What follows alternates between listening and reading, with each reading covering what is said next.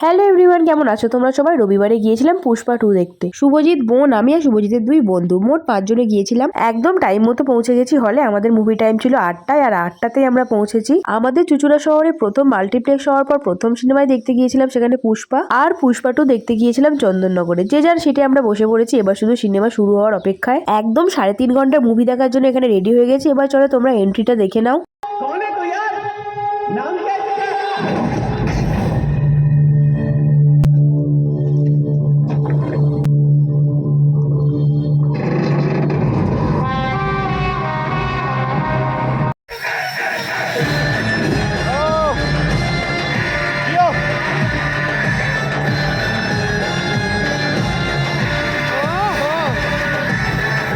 দারুণ দারুণ, কোনো কথা হবে না। আমার তো পার্সোনালি মুভিটা দারুণ লেগেছে।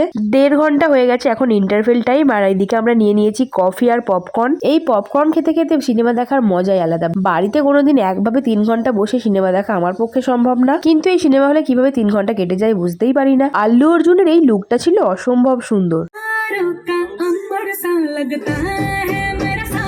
দারুণ একটা মুভি দেখলাম, ছুটির দিনে শেষ বেলাটা সুন্দরভাবে কাটলো। এবার আবার অপেক্ষায় রইলাম পুষ্পা 3 দেখার জন্য। তাহলে ভিডিওটা এখানে শেষ করে দিচ্ছি। ভালো লাগলে লাইক করে দিও, টাটা।